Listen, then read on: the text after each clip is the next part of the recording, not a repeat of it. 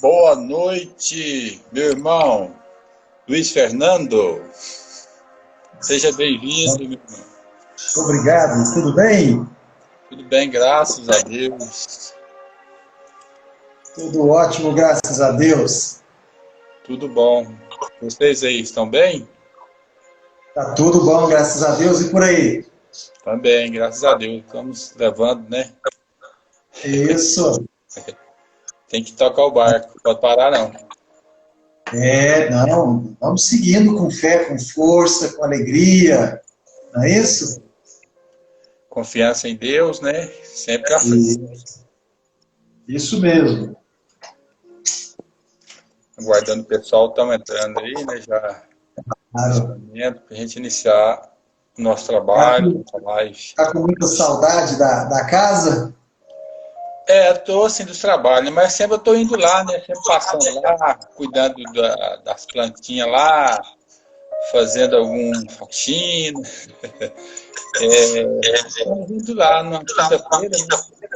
Sim. Reúne lá uns 4 membros lá, às vezes faz algumas orações, mas bem distanciado, aqueles que podem ir. Mas só isso também. Segunda-feira a gente faz aula, né? Com o pessoal através do Zoom, cada um na sua casa, aquela aula do Evangelho, do Livro dos Espíritos, e vamos indo, né? E hoje estamos aqui novamente para fazer esse trabalho, né? Então nós vamos apresentar o nosso irmão, né? Como sempre, todos já conhecem, nosso irmão Luiz Fernandes, né? Fernando, que ele é trabalhador lá do Centro Espírita, o Centro Espiritualista de Umbanda, Padre Joaquim de Angola, Goiânia. Seja bem-vindo, nosso amigo. Obrigado. E também os irmãos de lá que possam nos assistir de hoje. A sua palestra, né? Que hoje vai ser de pergunta e resposta, né? Não haverá, assim, a palestra. Mas nós temos aqui, né? As perguntas estão todas aqui, meus irmãos. Eu coloquei na vasilha aqui. Tem 7 perguntas, vai ser por sorteio, porque às vezes a pessoa fala assim, por que não respondeu a minha pergunta, né? Então fica chato isso. A gente vai tirando aqui e o irmão vai respondendo, tá certinho? Então vamos começar, né? Fazer a nossa oração. Vamos então fechar os nossos olhos da matéria, abrir os nossos olhos espirituais, agradecer a Deus pela bênção de mais um dia de labor, de trabalho, na nossa existência, nós aqui espíritos encarnados, nossos irmãos desencarnados, que estão aí junto conosco, compartilhando, lutando. Obrigado, Senhor, pela sua bondade, a tua misericórdia, Mestre amado. E pedimos a tua bênção por mais um trabalho nessa noite de hoje. Que seja bem-vindo nosso irmão Luiz Fernando, com a sua oratória, pergunta e resposta. Que Deus ilumine a sua mente, a sua consciência, para que possa transmitir para todos nós as respostas nessa noite de hoje. Graças vos damos, Jesus. Seja conosco hoje, agora e sempre. Graças a Deus. Que assim seja. Muita paz a todos. Vamos parar com a musiquinha aqui um pouquinho, né, que harmoniza muito todos nós. Então, vamos então, né, meus irmãos? Vou fazer uma pequena leitura, só um trechinho do Evangelho, bem rapidinho, né? Que é uma mensagem que eu gosto muito de ler, que nos dá força muito, principalmente nesse momento, que é o prefácio do Evangelho, né? Sim. Os Espíritos do Senhor, que são as virtudes dos céus, como um imenso exército que se movimenta desde que dele recebeu o comando, espalham-se sobre toda a superfície da terra, semelhantes às estrelas cadentes, vêm iluminar o caminho e abrir os olhos aos cegos. Eu vos digo em verdade, são chegados os tempos em que todas as coisas devem ser restabelecidas em seu sentido verdadeiro, para dissipar as trevas, confundir os orgulhosos, glorificar os justos. As grandes vozes do céu ressoam com o som da trombeta e os coros dos anjos se reúnem. Homens, nós os convidamos ao concerto divino, que vossas mãos tomem a lira, que vossas vozes se unam, que no hino sagrado se estendam e vibrem de uma extremidade à outra do universo. Homens, irmãos a quem amamos, estamos juntos de vós, amai-vos também uns aos outros, e dizer do fundo do vosso coração, fazendo as vontades do Pai que estás no céu. Senhor, Senhor, e podereis entrar no reino dos céus. Graças a Deus. Que Deus nos abençoe. Irmão, está uma mensagem belíssima, né? Prefácio do Evangelho, que, você sabe, né? A espiritualidade está em toda parte, e ainda mais no momento desse, né? O trabalho é grandioso. Então vamos lá, meus irmãos, está aqui, né? O nosso irmão Luiz, então se prepara aí, Luiz, que lá vem a pergunta, hein? Vamos tirar aqui, né? Os irmãos, colocar meu óculos aqui, bem rapidinho. Então vamos para a primeira pergunta da noite, né? Tá aqui, ó. Beleza, né? Eu vou ler aqui, que não dá para vocês lerem, não. Pergunta, Luiz. Se você quiser que a gente repete, viu? Combinado. Como os pais devem agir diante de uma criança ou jovem que não acredita na existência de Deus e não vê sentido também nos ensinamentos das Escrituras Sagradas? Então está aí a pergunta, Luiz. Posso nos responder. Bom, boa noite a todos, meus queridos irmãos e minhas queridas irmãs do Grêmio Espírita Allan Kardec, da nossa querida cidade de Numas, né?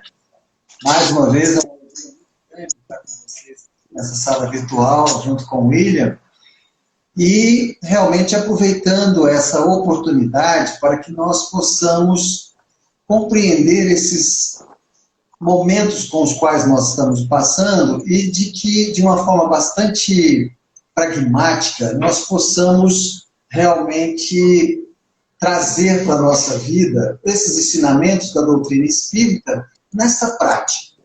E essa pergunta é uma pergunta muito interessante, porque a gente percebe que ela é, com certeza, uma preocupação que é corrente nos pais, principalmente os pais que têm uma prática espiritual, que têm uma vivência espírita numa casa, e eles percebem que a juventude hoje, né, ela tem uma dificuldade muito grande em adaptar ou viver ou conviver com a doutrina espírita.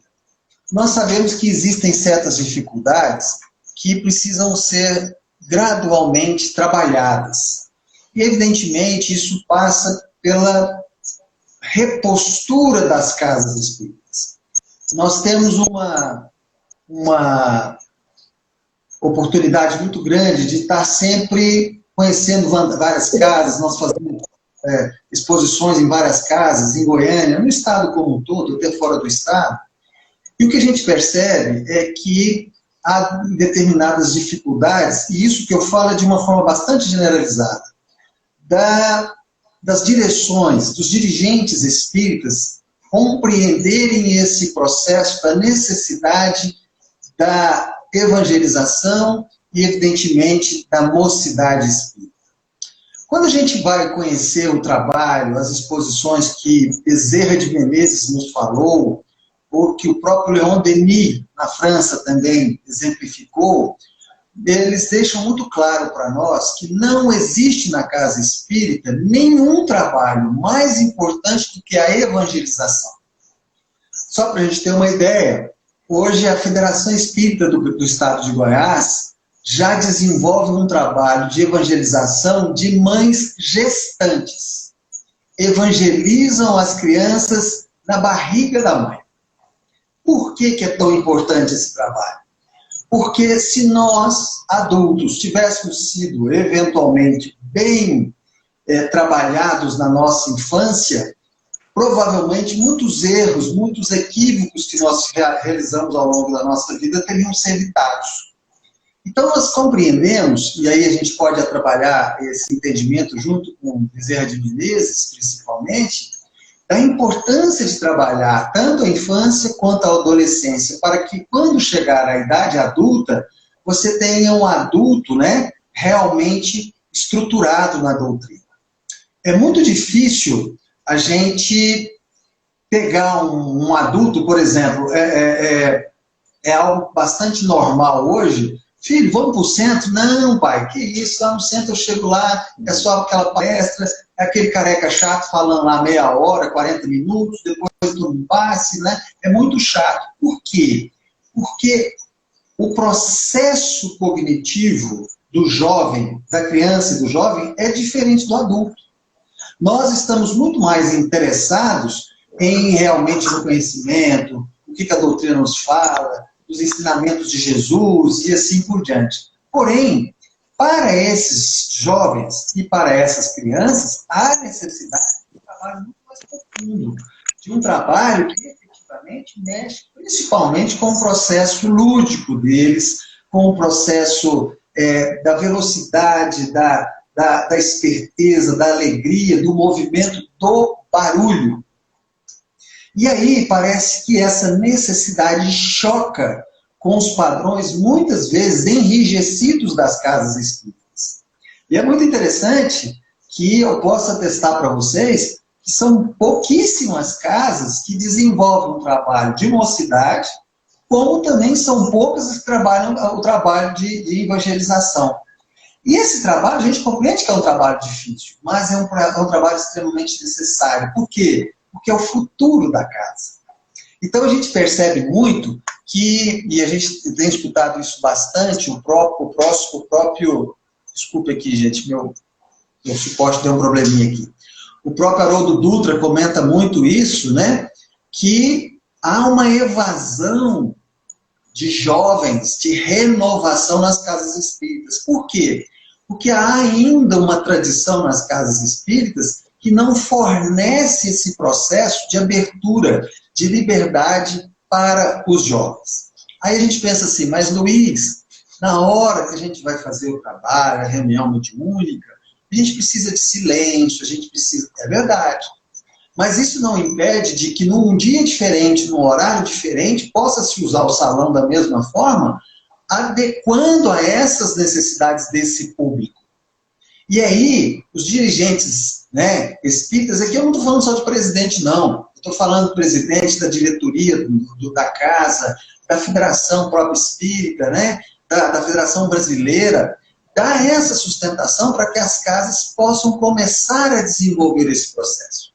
E é muito interessante porque tanto o segmento evangélico quanto o segmento católico já perceberam isso e já montaram bandas e tudo mais. Só para vocês terem uma ideia, o tanto que esse processo é um processo ainda enrijecido e ainda atávico na maioria das casas espíritas, e tem uma casa espírita aqui em Goiânia, que fica lá no Veracruz, saída para Trindade, e eles têm uma banda espírita, que é uma banda maravilhosa. Uma banda maravilhosa, chama Ilumina. Vocês podem entrar no Instagram, eles têm Instagram, e é uma banda espírita, eles tocam músicas espíritas, participaram participaram do último congresso aqui em Goiânia, enfim, eles tocam muitíssimo bem, bacana. Algumas casas espíritas não permitiram que eles participassem de mini congressos, seminários, só para a gente ter uma ideia, tanto que isso é difícil. Então, quando você me pergunta, Luiz, como é que eu faço para poder motivar o meu filho, adolescente ou a criança a conhecer as escrituras, a conhecer e tudo mais, você pode utilizar algumas ferramentas que no site da Federação Espírita de Goiás tem. Você pode utilizar algumas ferramentas que no site da Federação Brasileira Espírita tem. É uns filmes, alguns jogos, alguns ensinamentos, você pode trabalhar isso em casa.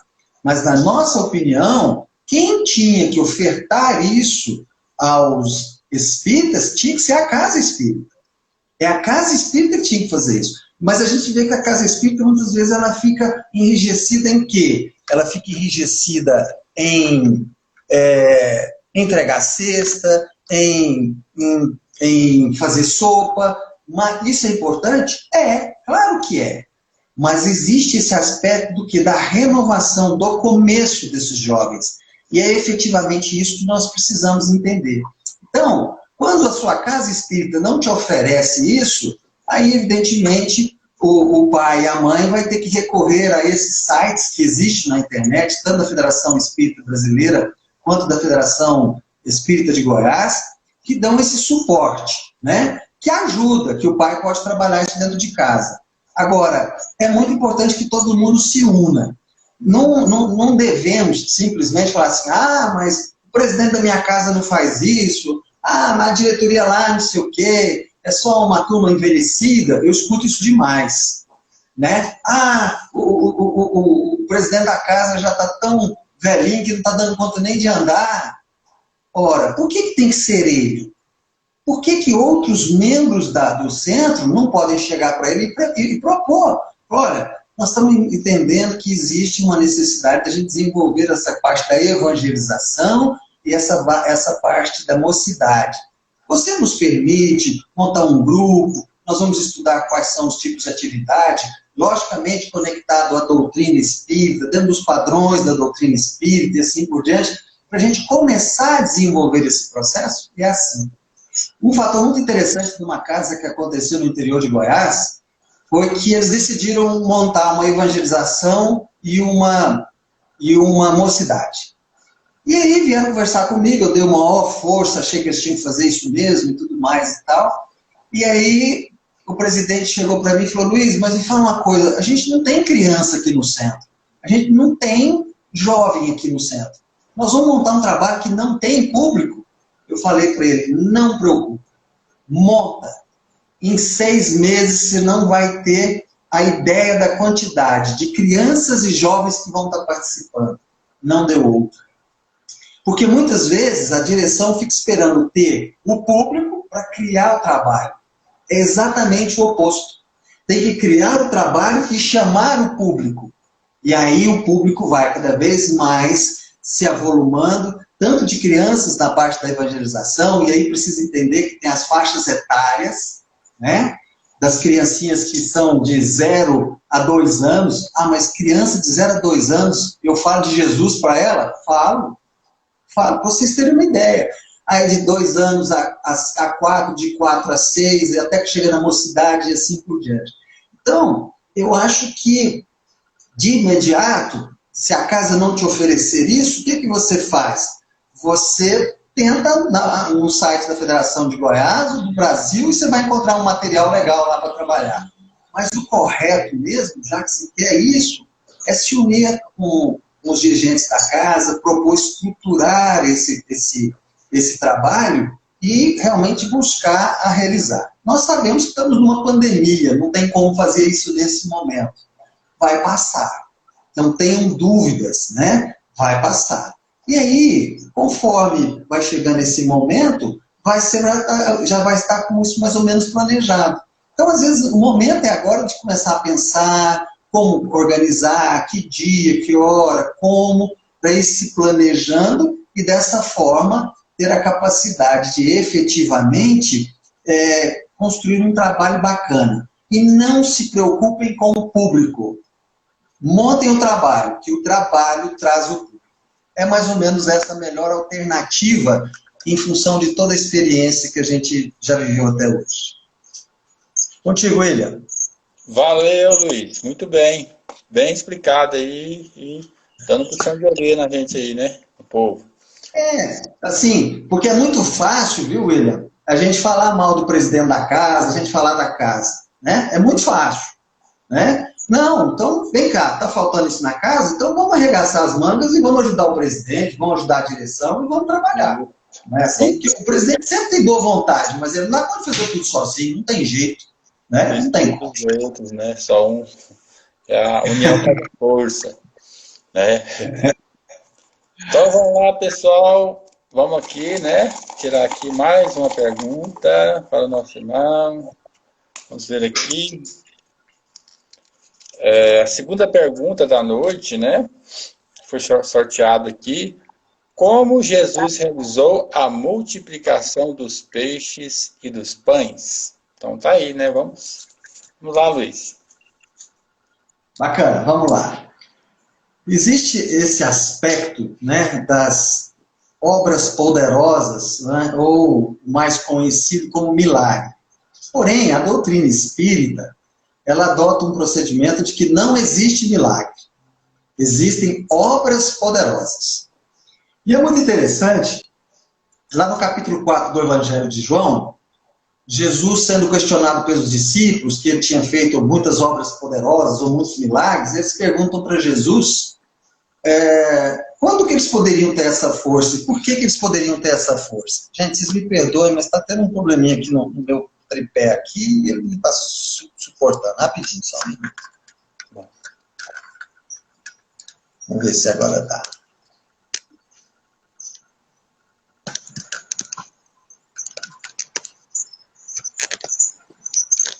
Me perdoe, me perdoe. Beleza, tudo bem. Não tem nada não. Vou fazer o seguinte. Pronto, ok? Então, o que acontece, gente? Essas obras poderosas, elas são muito importantes para a gente entender a respeito de como isso desenvolve. E nessa passagem de Jesus com João, os discípulos, eles perguntam para Jesus, Jesus, por que o Senhor faz essas coisas todas? Quando é que nós vamos poder fazer? E Jesus vira para eles e fala assim, vós poder fazer tudo o que eu faço, e muito mais. Ou seja, naquele momento, Jesus deixa muito claro para nós que não tem nenhuma coisa que ele fez que nós não podemos fazer. Aí a gente pensa assim, mas será que eu dou conta de transformar água em Coca-Cola? Será que eu dou... né? Ele fez isso com vinho, né? Será que eu dou conta de fazer essa multiplicação dos pães, assim por diante? Então, o Espiritismo nos explica isso de uma forma muito clara, é perfeito. Inclusive, na obra de André Luiz, naqueles 16 livros de André Luiz, ele nos explica como é que é esse processo. Tudo no universo é fonte única do quê? Do fluido cósmico. Então, o ar é um fluido cósmico, a parede é um fluido cósmico, o nosso corpo é um fluido cósmico, o nosso pensamento é um fluido cósmico, a água é um fluido cósmico, e assim por diante. Então, o que difere isso é a condensação desse fluido cósmico. Ou seja, o fluido cósmico de uma mesa é muito mais condensado do que o fluido cósmico de um copo de água, da água e assim por diante. Quando Jesus trabalha esse processo, ele trabalha esse processo na condição de efetivamente modificar essa condensação energética. E ele faz isso através do quê? Da maior ferramenta que nós temos, que é o pensamento. Então, é o poder do pensamento que altera o processo vibracional das moléculas daquele tipo de matéria que ele está trabalhando e ele faz a transformação. Porque se a gente olhar a matéria, né, básica, primitiva de um pão, o que você vai fazer? Você vai pegar exatamente aquilo e vai reproduzir no fluido cósmico. Mas que fluido cósmico? Em tudo. Porque nós estamos mergulhados no fluido cósmico como o fluido cósmico está mergulhado em nós. Então você fala assim, mas isso é uma capacidade extra. O problema é porque nós ainda não sabemos trabalhar com a nossa mente. Nós ainda não temos o conhecimento da força mental. Tanto que, cientificamente, dentro da psicologia e da parapsicologia, né, já é comprovado que nós usamos mais ou menos 1,5% da nossa capacidade mental. Aí você pensa, não, mas como é que faz isso? Exatamente isso. É o processo de aprendizado que você vai desenvolvendo para trabalhar a sua mente. Só para a gente ter uma ideia dessa dificuldade, mas isso é em função das limitações que nós nos colocamos, por exemplo, nós temos uma dificuldade em relação a uma atitude mental que é extremamente salutar para a nossa saúde mental. Qual? A meditação. Você dá conta de meditar? Nossa, é difícil demais, porque eu tenho que ficar sem pensar em nada, e toda hora o meu pensamento... Percebe? Então, quando Jesus faz a multiplicação dos pães e dos peixes, a matéria-prima que ele utiliza é o fluido cósmico universal. Mas a ferramenta que ele utiliza para fazer a multiplicação é a mente, é a força da mente dele. E só para a gente ter uma ideia, você fala assim, mas será que é assim? Através da minha mente, eu posso, por exemplo, mover uma cadeira. Nós sabemos disso, desde que eu tenha capacidade de controle mental. O que faz um faquir? O faquir entra dentro de um caixão cheio de pregos, deita em cima dos pregos, cheio de cobra, tampa o caixão e fica lá um mês. Um mês. O que ele fez? Exatamente essa capacidade. Então, é um trabalho anímico, por incrível que possa parecer. Aí você fala assim, bom, mas então Jesus deu conta de multiplicar os pães através do processo anímico dele. Então, um espírito de luz também faz isso? Não. Como? Mas como não? Por quê? Porque é um processo anímico nosso, e aí nós precisamos ter o fluido físico, como Jesus tinha um corpo físico, Jesus tinha um corpo igualzinho ao nosso, ele dispendia o que é ectoplasma, esse ectoplasma, junto com o processo da mente dele, trabalhava o fluido cósmico e fazia a multiplicação daquela matriz que ele tinha. Esse é o processo. Mas, Luiz, e como é que eu faço então para dar conta de fazer isso? Treina a sua mente. Aí você fala, legal, hein? Vou treinar minha mente e vou dar conta. Mas é esse o processo. É claro que num processo bem menos qualificado, né? Um faquir faz isso, né? Dele ficar deitado em cima de um monte de pregos sem se machucar, né? E ficar lá deitado um mês dentro de um caixão e fica lá e tá tudo certo. Como que ele faz isso? Através do poder da mente. Evidentemente que eu estou dando o exemplo do faquir, mas o exemplo do faquir perto da multiplicação dos pães é algo extremamente, vamos dizer assim, vulgar, né? O trabalho da multiplicação dos pães é um trabalho muito mais sutil, ele é muito mais nobre, né? O faquir faz aquilo por uma ostentação, para mostrar poder, para ganhar dinheiro e tudo mais, né? A questão da multiplicação dos pães e dos peixes foi o quê? Um simbolismo que Jesus usou para poder dar condições das pessoas perceberem o poderio que elas têm. E qual que é o nosso grande problema? É o que nós chamamos de crenças limitantes. A gente pensa assim, mas eu tenho essa coisa, eu não dou conta de fazer isso. Não, eu não posso fazer isso. A hora que você acredita nisso, você realmente não vai fazer. Você realmente não vai fazer. Então, nós vamos percebendo como que esse processo de desenvolvimento, né, mental, ele é muito mais em relação a nós, né, para que nós possamos desenvolver a nossa capacidade. Agora, eu preciso ter uma capacidade mental para ser utilizada para o bem, para o amor, para algo construtivo, para a caridade e assim por diante, né? Eu não posso utilizar a minha inteligência para o mal. Infelizmente, muitos utilizam. Então, o processo em si, que parece meio fantasioso, meio circense, né? Nossa, eu multipliquei pães, eu multipliquei peixes, ele é muito mais linkado a um processo de simbolismo que Jesus nos traz para nos mostrar a nossa capacidade. Agora, se Jesus fez, e ele falou, tudo que eu faço, vocês podem fazer muito mais, e Jesus mentiu? Claro que não. É claro que Jesus não estava mentindo. Então eu posso transformar água em Coca-Cola? Posso. Por quê? Porque o princípio, né, é o mesmo. É o mesmo. Mas eu tenho que trabalhar a minha mente. A mercadoria, a matéria-prima para fazer esse processo, nós temos. Mas o que nos falta ainda é o entendimento, é o treino, é a capacidade de fazer que a nossa mente atue nessa matéria-prima e faça, evidentemente, essa transformação.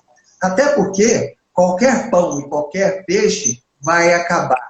Ele vai, como ele é matéria orgânica, ele vai se decompor, né? Ele é um composto, ele vai se decompor. É o mesmo processo. Então, o que atua naquilo ali é efetivamente A nossa capacidade, no caso específico dessa passagem que você fala de Jesus, é da sua força mental. Porém, é um engano a gente achar que nós não damos conta daquilo. Nós damos. Ah, Luiz, nesse momento, talvez pelo padrão moral que a gente tenha, a gente não consegue chegar a fazer isso. Mas hoje, no nosso planeta, isso já existe e isso já se desenvolve. Então, o processo é esse. Não tem nada de miraculoso, não tem nada de absurdo. O que tem é de falta de conhecimento para a gente aplicar essa técnica que Jesus aplicou. Basicamente. Isso mesmo, okay? Muito bem respondido. Parabéns. Vamos então, pessoal, para a próxima pergunta, terceira pergunta da noite. Vamos virar aqui.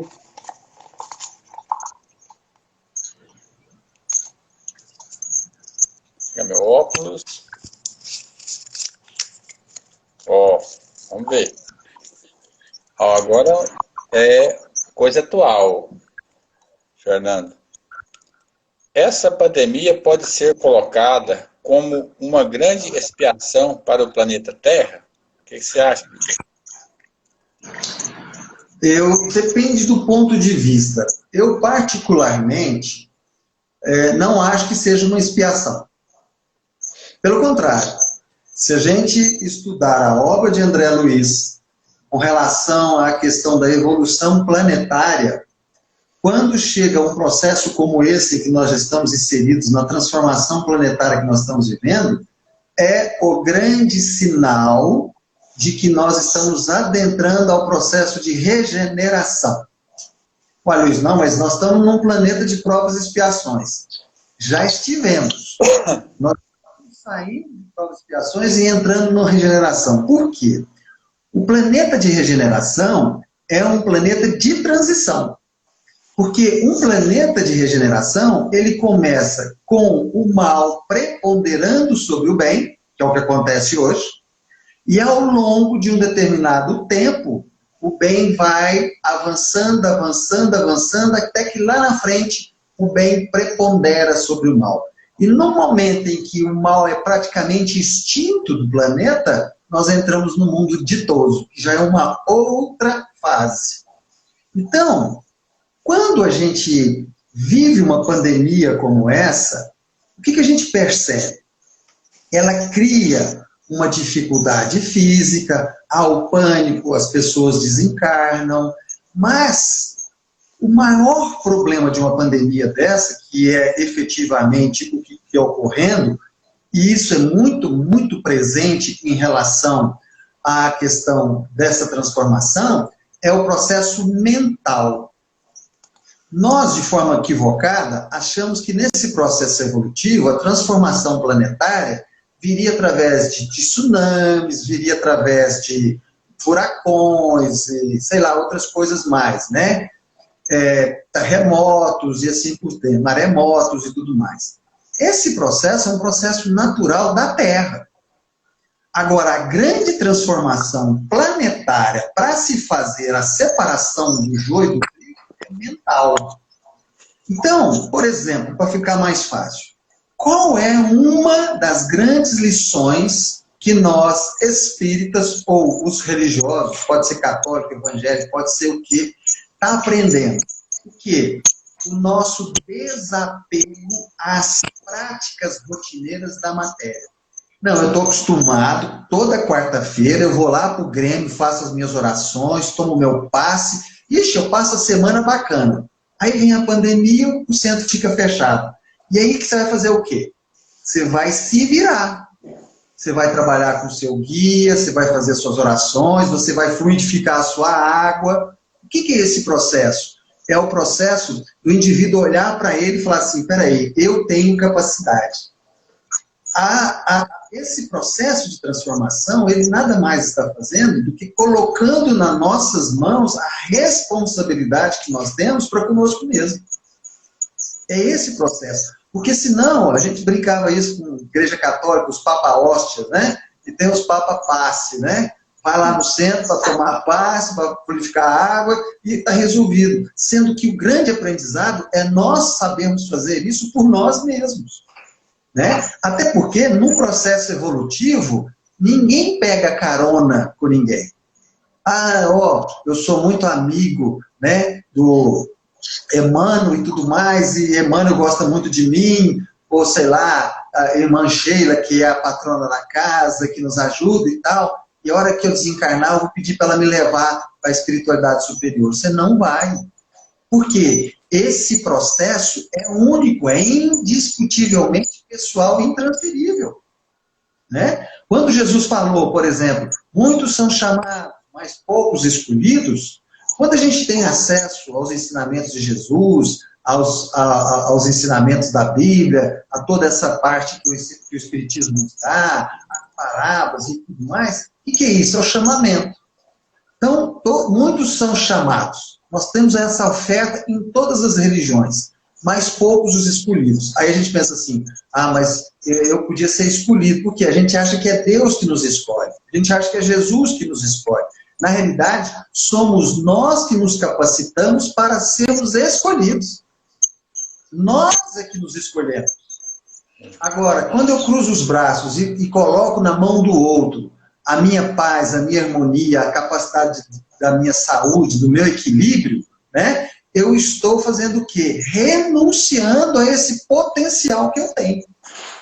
Então, quando chega uma pandemia dessa, ela nada mais faz do que nos provocar a buscar conhecer e desenvolver esse potencial que tem dentro de mim. Porque é muito fácil. Eu chego para o William, você é o presidente da casa, minha vida está difícil, reza para mim, né? Faz lá uma oração para mim, acende lá a sua vela que você achar, fluidifica uma coisa, faz lá uma desobsessão para mim, William, resolve a minha vida. Não é assim. O William, claro, é um homem bom, é um homem nobre, tem bons propósitos, né? Está aí se doando para desenvolver e dar condições da casa continuar trabalhando e tudo mais, mas o William precisa trabalhar as coisas dele. E cada um tem que trabalhar as suas coisas. Nós não podemos criar processos de sermos dependentes disso. E quando você vê uma pandemia dessas, você percebe que é cada um realmente tendo que ir para o seu quadradinho, em sua casa, e ir trabalhando com os potenciais que existem. Qual que é o problema disso? Dá trabalho.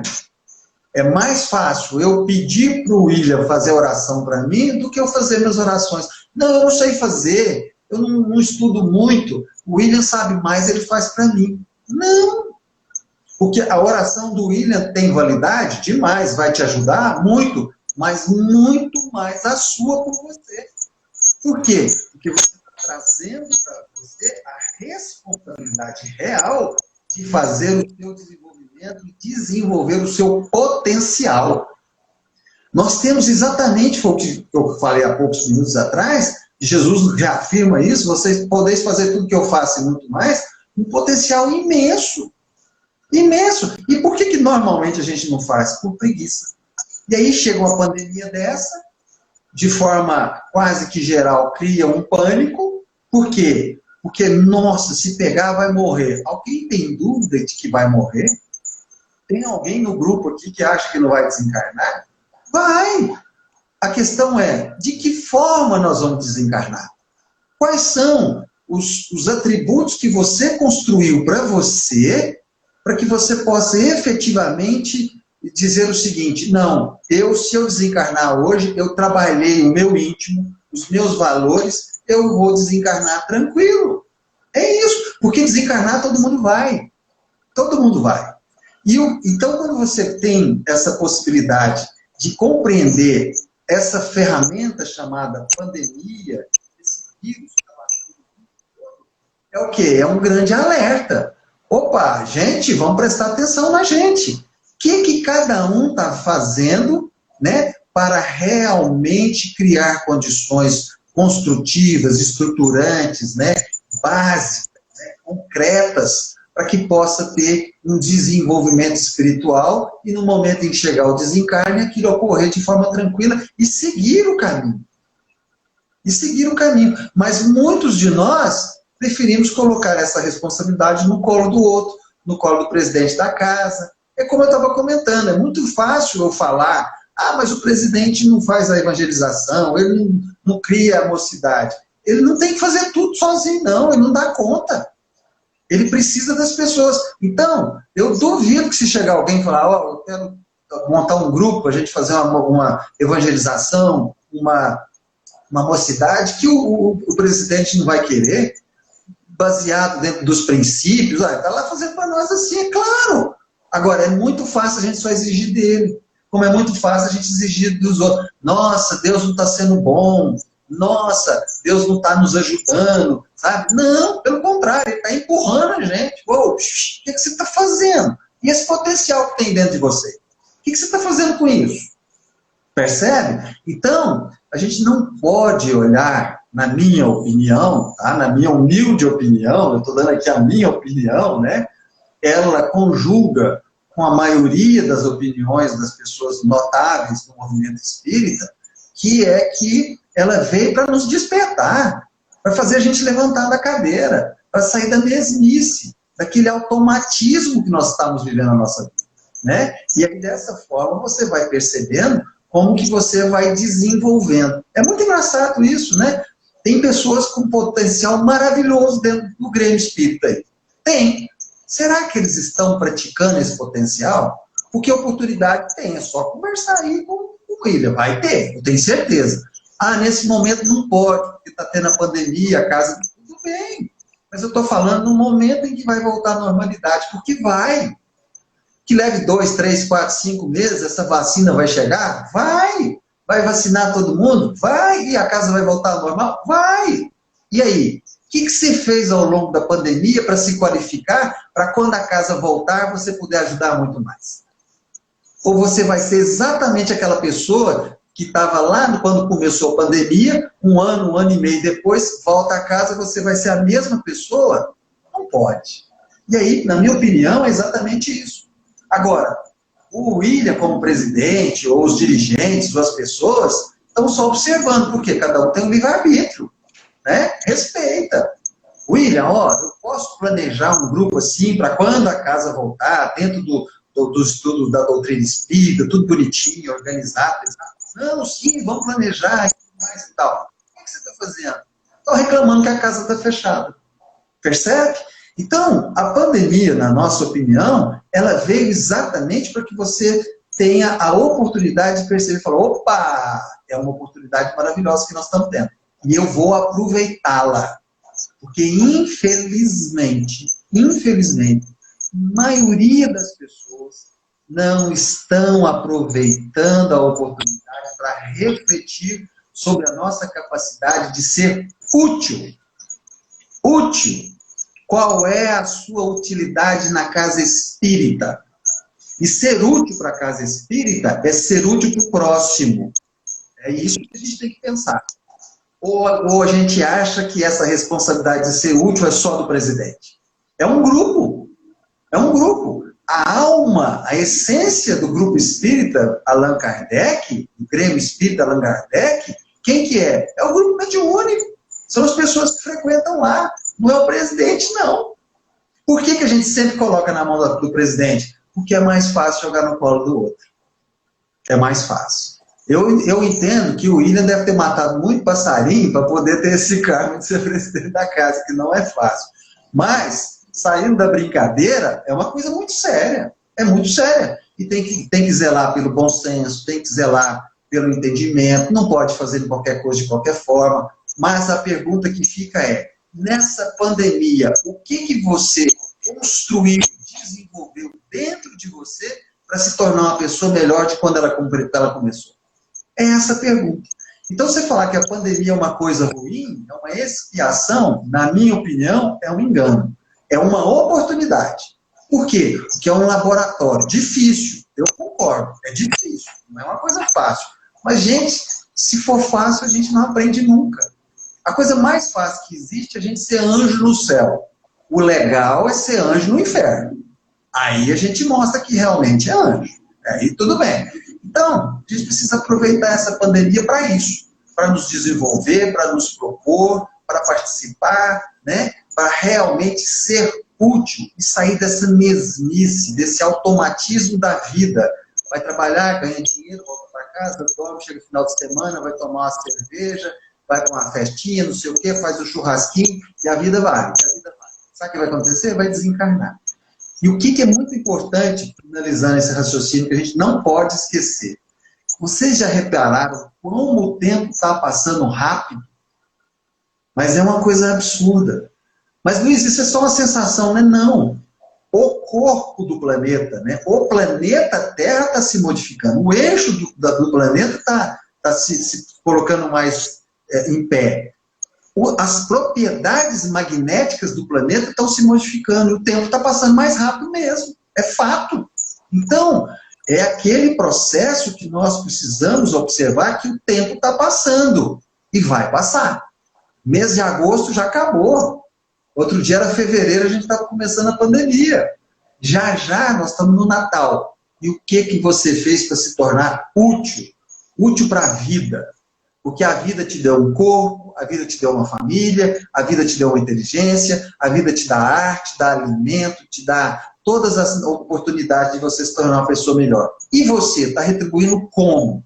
Aí eu acho que é a grande sacada, o grande entendimento, sabe? A nossa capacidade de você perceber para que um planeta como o nosso tem uma pandemia como essa. É um processo didático, é um aprendizado. E é um aprendizado de cada um consigo mesmo. Essa que é a grande realidade.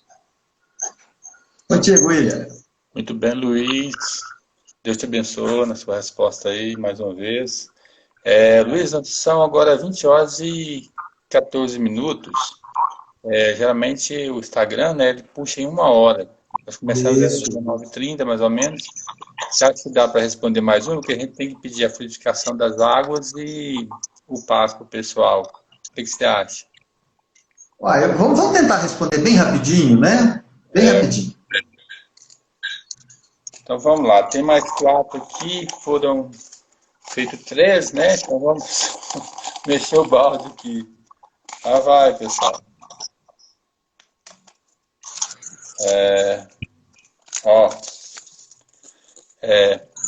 Os trabalhos mediúnicos precisam seguir um horário para iniciar e terminar? Vai lá, Luiz. Essa é fácil. Sim, claro que sim. Porque será que a espiritualidade fica por conta de nós o tempo todo? Eles têm muito mais para fazer do que nós. Então, por que, por exemplo, o culto no lar tem o dia certo, a hora certa? Porque é um encontro. Um dos processos evolutivos mais importantes que o ser humano precisa desenvolver é a pontualidade. Por quê? Pontualidade exige disciplina. Disciplina é um processo que você aplica a todo esse processo evolutivo. Então, com certeza, seja qual for o trabalho, não precisa ser nem trabalho mediúnico na casa, não. Tá? Pode ser o trabalho lá da distribuição da cesta, qualquer outro trabalho. Precisa ter dia e hora marcada, porque a espiritualidade vai estar presente, amparando e conduzindo o trabalho. Assim como nós devemos fazer isso também na nossa casa. Também na nossa casa. Por quê? Você cria uma ritualística, um processo em que fica fácil de entrar em sintonia. E assim por diante. É mais ou menos parecido quando você tem a organização de colocar as coisas guardadas na sua casa, e aí você acorda de noite, está tudo escuro, você não precisa nem acender a luz. Você vai lá, abre a porta do armário, você pega o que você quer no escuro, porque você sabe que está naquele lugar. É exatamente por isso. É exatamente por essa razão. Então, sim, é extremamente importante ter dia e hora para todos os trabalhos na casa espírita. Isso não é encheção de saco do presidente ou processo engessado da doutrina espírita. Não, há uma razão lógica. Porque a espiritualidade marca com você, ela vai estar presente. Tem começo, tem meio e tem fim. Por quê? Porque a coisa segue. E assim, a gente vai entendendo que a espiritualidade maior, eles têm uma multiplicidade de atuações. E eles vão atuando conforme esses horários que nós nos colocamos, né, de forma, a princípio, à disposição para fazer. Então, nós precisamos ser, sim, muito disciplinados, com dia e hora para fazer todos os trabalhos. Muito bem, muito respondido. Bem legal essa resposta aí. Bom, Luiz, então, são 20 horas e 17 minutos, né? Daqui a pouco vai encerrar. Nós vamos fazer o agradecimento a todos que estão aí conosco nesse momento, ouvindo a nossa live, nosso trabalho. E, em especial, agradecer ao nosso irmão Luiz Fernando, né, por estar conosco mais uma vez aqui, não em nossa casa lá, como sempre esteve, né, mas aqui conosco, nos ajudando, levando a sua mensagem, o seu trabalho de divulgação da doutrina espírita. Deus te abençoe, meu irmão. Eu agradeço muito, tá? É uma felicidade muito grande estar com vocês, que Deus os abençoe e até a próxima. Sempre um prazer muito grande estar com vocês. Um beijo grande para todos aí. Muito obrigado. Amém. Então nós convidamos a todos nesses instantes, né, meus irmãos, e sabe que o pensamento é tudo, ele é força, ele cria. Então vamos todos nesses instantes, com o nosso pensamento em Deus, em Jesus, convidar Jesus para adentrar o nosso lar, abençoar a nossa família, os irmãos que nos circulam, em nosso derredor, nossos vizinhos, amigos, inimigos. Abençoa, Jesus, os nossos irmãos enfermos nos hospitais neste momento de pandemia. Abençoa todos, Senhor, que necessitam da cura da vossa misericórdia. Rogamos neste momento que abençoe essas águas, que possa ser colocado em cada copo, em cada vasilha, a energia, o fluido perfeito, vindo da espiritualidade, preparado pelos nossos irmãos maiores. Abençoa, Jesus, neste momento. E que neste momento possamos mentalizar a figura do meigo, Mestre Jesus, estendendo suas mãos sobre nós, iluminado de luz, também Nossa Mãe Santíssima, aplicando este passo sobre nós, vindo do alto, energias curadoras, fortalecendo a nossa matéria, nosso espírito. Nesses instantes, estamos recebendo, nesse instante, com as bênçãos de Jesus, esse passe espiritual magnético. Graças a Deus. Obrigado, Jesus. Que assim seja. Deus abençoe a todos. Muito obrigado, meus irmãos, por estar conosco mais uma vez nessa noite de hoje, nosso trabalho. Fiquem todos com Deus, na paz do nosso Senhor Jesus. Que assim seja. Graças a Deus.